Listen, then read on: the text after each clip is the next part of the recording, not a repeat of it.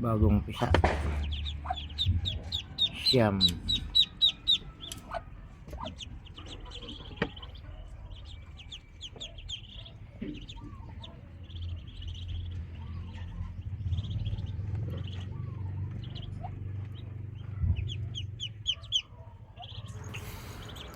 Taglamig o tag-ulan. Akala ko noon ay pagka malamig na kakaunti ang itlog ng mga pato o manok dahil ayaw daw niya ng malamig. Kaya sabi ko dun sa aking katiwala na si Tita, shout out sa'yo.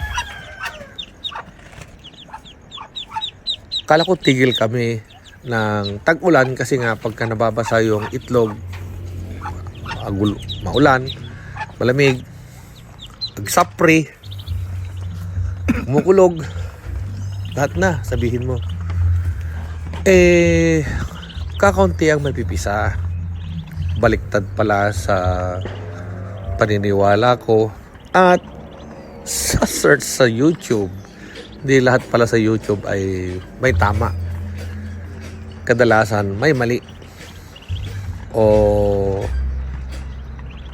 sa mga nakikita mo lang na thumbnail nila ay kumikita. Hindi. Budol pala yun. Kaya mas maganda talaga kung mag-alaga ka, ikaw mismo ang mag-alaga para magiging hands-on ka sa naobserbahan mo araw-araw. Alam mo kung anong gagawin mo. Kaya ko, hindi ko naman alam. Kanya, true experience talaga na ang sinasabi yung experience is the best teacher. Dahil nagawa mo na. Dahil nangyari na. Kaysa sa theory, magaling ka nga sa theory, libro-libro lang, sabi dito, sabi doon. Hindi po naman napapatunayan sa sarili na ikaw ay magaling. Kaya, mas maganda talaga kung may theory ka na at mayroon ka pang experience na nakita sa ginagawa mo. Kagaya ng pag-alaga ng pato na nag-umpisa ako ng 25 na piraso. Umpisa yon. Siguro mga palagyan na natin na mga 10 ang lalaki, 15 ang babae. Kaso mas marami ang namatay nung dumating yung 6 months, 7 months kasi nga may mga pusa, aso sa backyard ko. Kaya nilagyan ko ngayon ng fence. Tapos pinulutan ko rin yung iba. Kaya ngayon yung mga inahin, I would say after 9 months, 10 months, mangingitlog na yung mga pato. Bakit ang tagal? Sabi nila 6 months, hindi naman. 7 months, hindi rin. So 10 months, palagay mo na, 9 months, 10 months. Magsisimula na silang mangitlog pero pa isa-isa. Halimbawa, yung isang inahin, mangitlog siya ng 8, 10, ganun. Madami mangitlog. Madaming mangitlog ang mga pato. So ngayon, almost 2 years na sila. Yung iba naka 2 beses, 3 beses ng anak. Pero kita mo naman, ang dami-daming itlog, ang dami-daming magpisa. Kahit na winter o tag-ulan, wala namang winter pala sa Pilipinas. Maraming naaani. Kaya sabi ko nga, bakit hindi kayo mag-alaga sa backyard? Sa ilalim ng puno ng sarisa, sa puno ng orchids, Huwag lang masira yung orchids kasi sayang, maganda.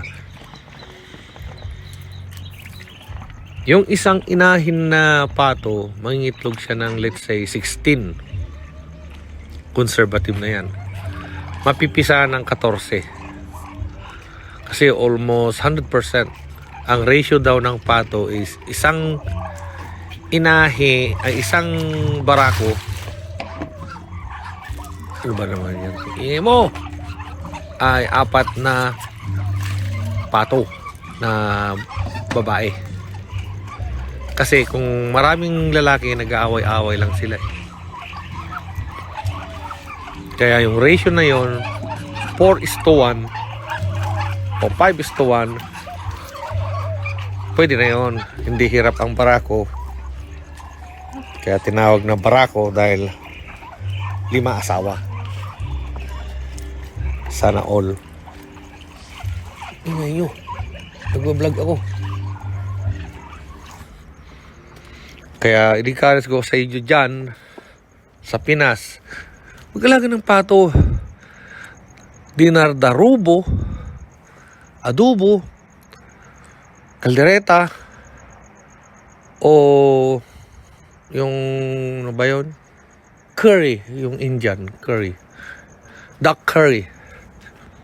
Masarap. Libre pa. Kasi nung araw, madami daw kaming manok pero wala naman kaming natitikman. Nasa puno lang. Paghapon na, kaya pala paghapon na dun pinipitas ng tatay ko yung manok dahil sa gabi halos hindi na sila makakilos. Akyatin mo, hindi lilipad. Pero mas maganda talaga kung patutukoy mo sila isang beses isang araw para nang sa ganun, maamo sila. Masarap ang pakiramdam kung bakit, Diyos ko, mag-alaga kayo ng manok at pato.